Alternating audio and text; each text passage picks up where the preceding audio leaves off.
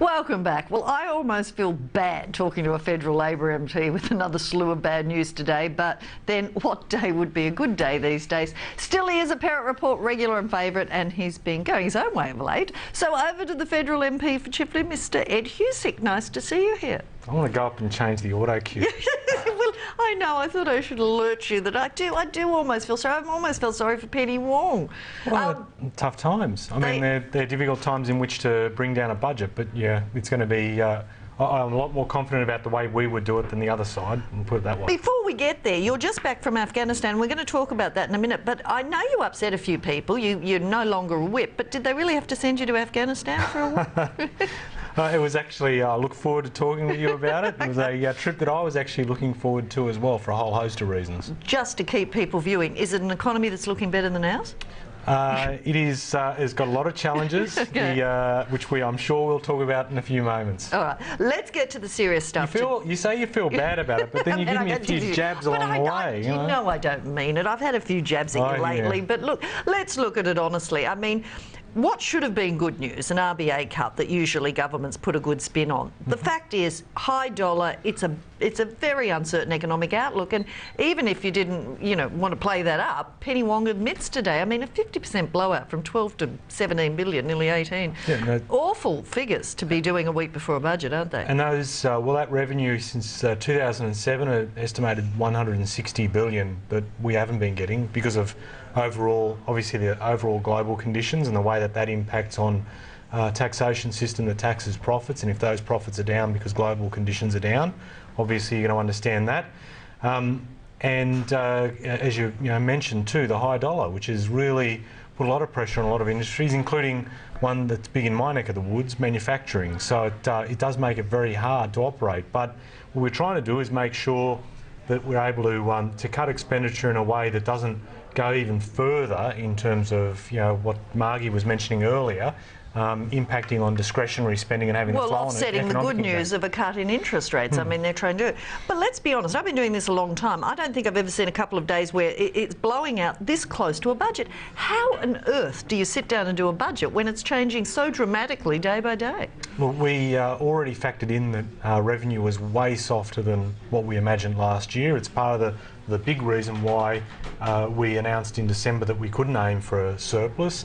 And it's also, I have to say, a big reason why in late January the other side of politics indicated that he couldn't bring in a surplus within the first year of government. I think both parties are realising that this is not a climate in which you can make predictions about, one, where revenue is going to head, and two, that, and you made reference to it a few moments ago, that it won't be one where there's a lot of spending that's rolled out, particularly before an election. Well, you're out in the western suburbs. The RBA decision today, I'm assuming you'd welcome it. How tough is it out there? Because we got indications at the start of the year there was a bit of confidence back. The share market's at a record high in the US, and it's hitting it here, which is usually a sign of confidence, but there's a disconnect, isn't there, with the small business and the real world? Yeah, I think...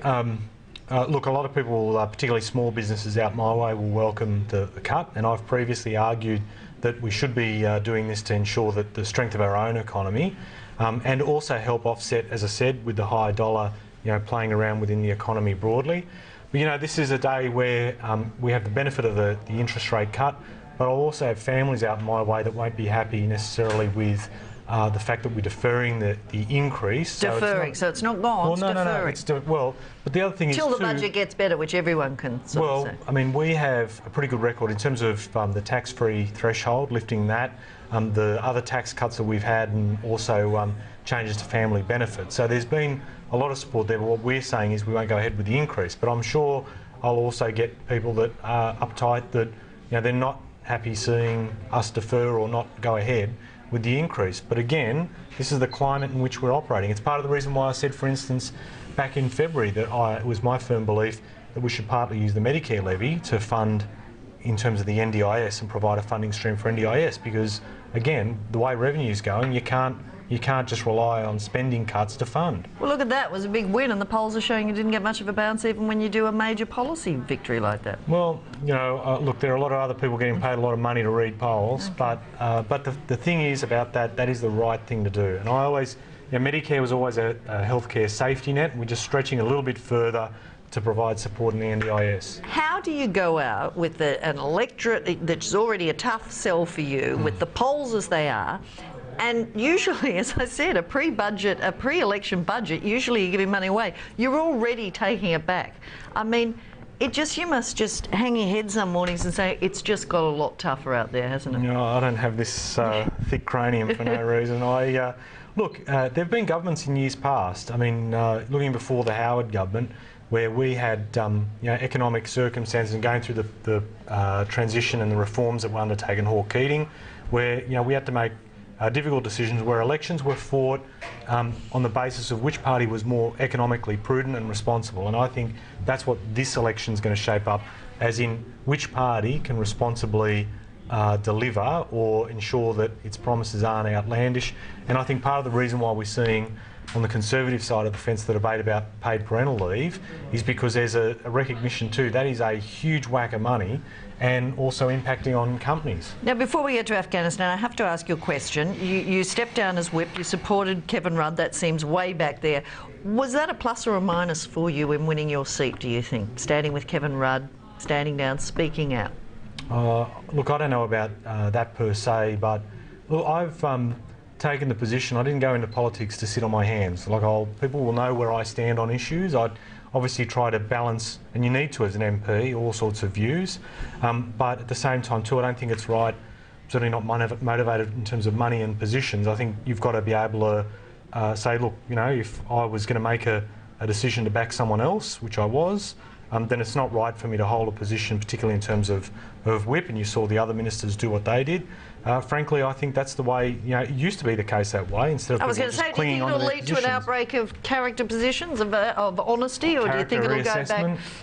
It's up to people, we'll see.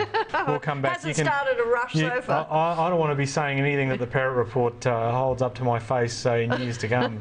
Oh, I like to think we'll be here. Let's go to Afghanistan. You went with a parliamentary delegation. What was the main aim of it, and what have you come back with your impression? Generally, when parliamentarians from Australia have gone over to Afghanistan, it has been for the very important reason of going and seeing our troops, particularly in Uruzgan province, and seeing the work that's being done there. This was the first time that parliamentarians had centralised their activities, and Harry Jenkins led it.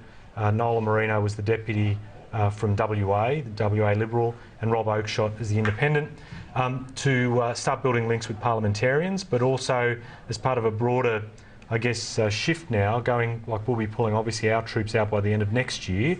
It's now about the focus on the civil, going from military to civil. And there are a number of big challenges in Afghanistan. How concerned were you that they'll be able, what will happen, I guess the fear is, we don't want to think we've done all this in vain. Will they be able to hold up as an independent country when we pull out? So 3 big worries. Well, obviously the first is they have their presidential election in April next year, so a lot of eyes focused on making sure that happens, and there are term limits, so President Karzai won't be able to recontest, so there's an issue of who will take over. The other issue is, so from there, the defence perspective as well, with troops pulling out, will the Afghan forces themselves and the national police be able to maintain law and order? And the economic one as well, because they benefit. You can look at the GDP graphs from 2007, you see this huge spike in about 2009, which is obviously as a result of the greater international spend in there, tapering off, and now they're concerned about, well, where do they move from here? So mining, agriculture are a big focus for them. So opportunities for Australian companies there? Yeah, and if we work right too in terms of building their skills base, their regulatory frameworks, and also the way that they relate to stakeholders in terms of mining and the laws that they put through and negotiating contracts, it will be interesting to see how they go. Bit of nation building, and you can read about that on your website, and you're also an avid Twitterer, so if you follow you, that's good. Yes, and people are very concerned you're not. Well, they can follow you. I haven't been to Afghanistan, nothing so interesting. Thank you very much, and Thanks, Janine. We'll no doubt talk to you before the election and after the budget. It'll be my pleasure. Good luck. Can you just not give me an intro like you did earlier? That's all for tonight, but I'll be back again tomorrow night. Look forward to seeing you then.